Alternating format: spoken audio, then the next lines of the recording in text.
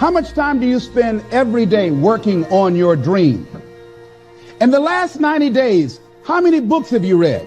In the last year, what new skill or knowledge have you acquired? What kind of investment have you made in you? You don't want it badder than you want to party. You don't want it as much as you want to be cool. Most of you don't want success as much as you want to sleep. Some of you love sleep more than you love success. And I'm here to tell you today, if you're going to be successful, you gotta be willing to give up sleep. There is no shortcut. There is no hack. There's no sweatless solution. You're gonna have to work. There is always weakness to work on. Always. A lot of them. Why would we allow ourselves to make easy excuses? Why would you allow that? Are you going to make today count? Because that's all you can control. And that's all that matters. It doesn't matter where you start, guys. It doesn't matter what talents you're born with. It's about where you finish. And this race isn't over. It's not over. You could still come in first in the marathon. But you gotta start today. You gotta start now. You have everything you have. Everything you need is inside you. But I realize that doesn't mean just because you don't think you're good enough doesn't mean you can't be good. Doesn't mean you can't be great. Doesn't mean you can't carry on. But it's not gonna always be like this. Your condition is not your conclusion. Nothing is impossible. So you have to decide before you leave, what's that first thing that's been impossible for you? I want you to attack it and overcome it.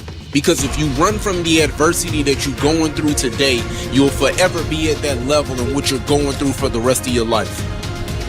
One day you'll look back on your life and appreciate the struggle and have nothing but gratitude for everything that happened along the way.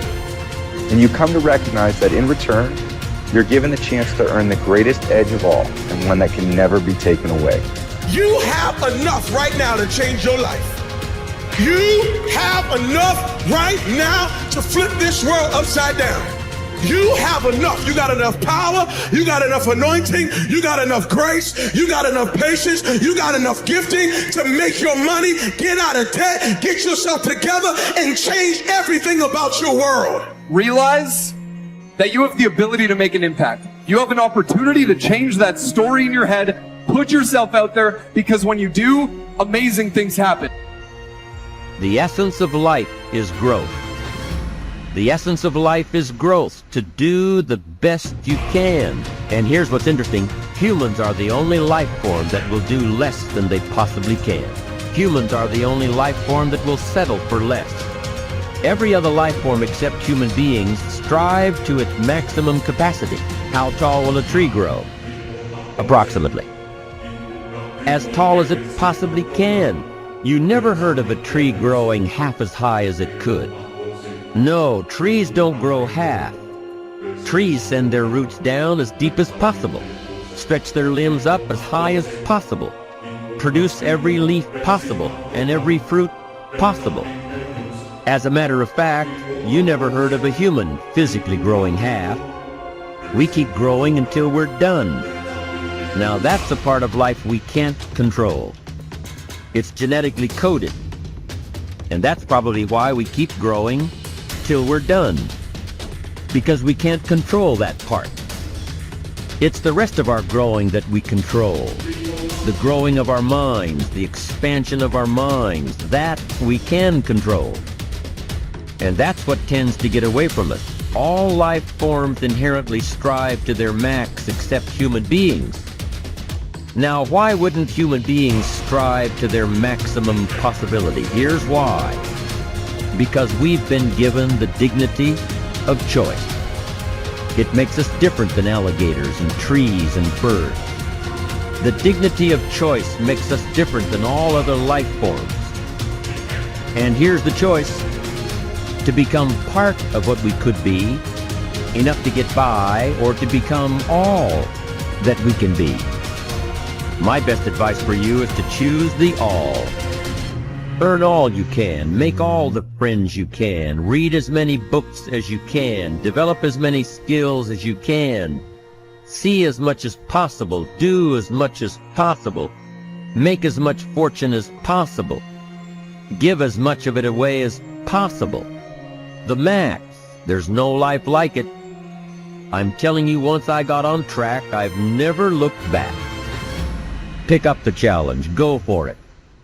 Take the best of the two easies. Take the route of it's easy to get ahead. It's easy to do all you can. It's easy to succeed. It's easy to have financial freedom. The more you do, the more you get. See, if you're playing it safe, you're not going to win. If you're playing it safe, like that old saying, you know, you were taught when you're a little girl, better to be safe than sorry. Well, that's a bunch of crap. It's not better to be safe than sorry. It's by trying things that you figure out how far you can go. You got to get outside the box. Like it's reported, Edison tried 3,000 ways before he built the incandescent light. He said he didn't fail 3,000 times. He said there was 3,000 different steps to building a light bulb. Well, there's different steps to get to where you're going. And I really do treat winning and losing exactly the same. I do not let it upset me. Do you think that's a big part of why you're so successful? Well, it's part of why I enjoy it. Yeah, I think it is, because I'll try anything. Like if I'm into an idea, the idea of losing never enters my mind. See, I have worked with giants. I had the good fortune of working with Sir Edmund Hillary. He was the first man to stand on top of the world. And I worked with him on 3 different occasions. And the only difference in Ed Hillary and Bob Proctor is in his side. Now, he's gone now, but he was a big man. And he shook hands with me. His hand wrapped right around mine. I felt like a dwarf, you know. And talking to him, like it never entered his mind he wouldn't get to the top of the mountain. But he failed in 1951. He failed in 1952. It wasn't until 1953 that he got to the top of the mountain. You know, people had died for centuries trying to do that. He said, I knew if I could see it in here, I could hold it out here. Stella Mann wrote that in a book. You can see it in your head, you can hold it in your hand. And that's right. And if you're not prepared to lose, you're never going to win, because you're always playing it safe. And there's no reward in that. Dare to go forward. Winston Churchill once said, courage is rightly considered the foremost of the virtues, because upon it all others depend. Courage is the chief distinguishing characteristic of the true leader. It is almost always visible in the leader's words and actions. It is absolutely indispensable for success, happiness, and the ability to motivate other people to be the best they can be. Follow through on your vision. In a way, it is easy to develop a big vision for yourself and for the person you want to be. It is easy to commit yourself to living with complete integrity. But it requires incredible courage to follow through on your vision and on your commitments. You see, as soon as you set a high goal or standard for yourself, you will run into all kinds of difficulties and setbacks. Refuse to compromise. You will be surrounded by temptations to compromise your values and your vision.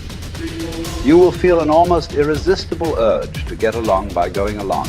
Your desire to earn the respect and cooperation of others can easily lead to the abandonment of your principles. And here is where courage comes in. Stick to your principles. Courage combined with integrity is the foundation of character. The first form of courage is your ability to stick to your principles, to stand for what you believe in and to refuse to budge unless you feel right about the alternative. Courage is also the ability to step out in faith, to launch out into the unknown, and then to face the inevitable doubt and uncertainty that accompany every new venture. Avoid the comfort zone. Most people are seduced by the lure of the comfort zone. This can be likened to going out of a warm house on a cold, windy morning. The average person, when he feels the storm swirling outside his comfort zone, rushes back inside where it's nice and warm. But not the true leader. The true leader has the courage to step away from the familiar and comfortable and to face the unknown with no guarantees of success. It is this ability to boldly go where no man has gone before that distinguishes you as a leader from the average person. This is the example that you must set if you are to rise above the average.